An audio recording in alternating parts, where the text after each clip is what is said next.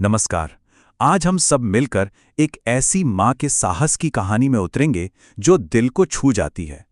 ये सिर्फ एक लोक कथा नहीं है, बल्कि इस बात का सबूत है कि इच्छा शक्ति में कितनी ताकत होती है। कहानी की शुरुआत होती है एक माँ चिड़िया चिक्की के इन शब्दों से। सोचिए, एक भयंकर तूफान चल रहा है और उसके दो छोटे बच्चे चिंकू और पिंकू भूख से बिलख रहे हैं। बस यहीं से एक माँ की असली परीक्षा की शुरुआत होती है। जरा सोचिए उस मंजर के बारे में। चिक्की पहली बार अपने बच्चों को घोंसले में अकेला छोड़कर उस तूफान में उनके लिए खाना ढूंढने निकल पड़ी है। और जाते जाते वो उन्हें चेतावनी देती है कि बाहर बिल्कुल मत झांकना। यहीं से कहानी में एक टेंशन बिल्ड होना शुरू हो जाता है। अब चिक्की जब बारिश से बचने के लिए एक जगह रुकती है तो उसे टोनी नाम का एक तोता मिलता है, और वो जो बताता है उससे चिक्की के पैरों तले जमीन खिसक जाती है। वो बताता है कि ये बारिश सिर्फ पानी नहीं, अपने साथ भूखे शिकारी भी लाती है। ये चेतावनी सुनकर अपने बच्चों के लिए उसका डर और भी बढ़ जाता है। अब जैसे ही चिक्की घर लौट रही होती है, एक और बड़ी मुसीबत उसका रास्ता रोक लेती है। दो शिकारी पक्षी उसे घेर लेते हैं। यहां पर तो ऐसा लगता है कि ताकत के सामने चिक्की का बचना नामुमकिन है। तो सवाल ये है कि चिक्की इस जानलेवा सिचुएशन से बचती कैसे है। वो लड़ती नहीं, वो दिमाग चलाती है। सबसे पहले वो उन शिकारियों के घमंड को, उनकी कमजोरी को पहचानती है।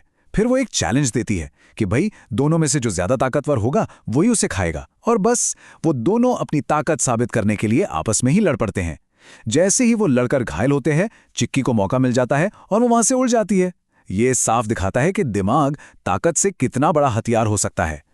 इतने भयानक संघर्ष के बाद चिक्की आखिरकार अपने घोंसले में पहुंच ही जाती है।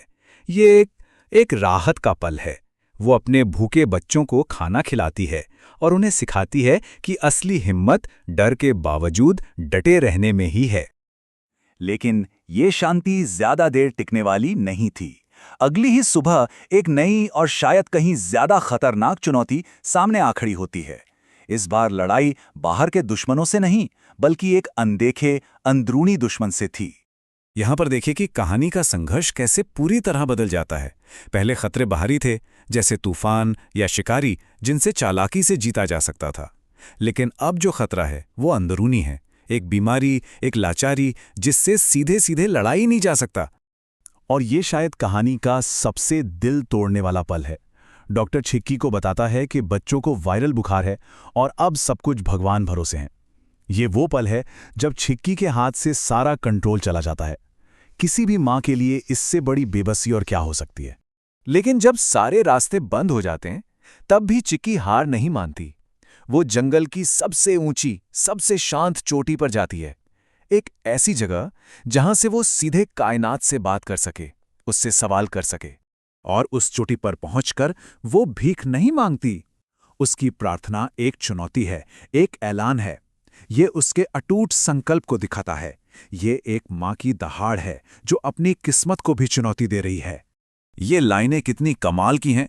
वो मानती है कि वो एक मामूली चिड़िया है, लेकिन साथ ही ये भी ऐलान करती है कि उसकी ममता वो मामूली नहीं है।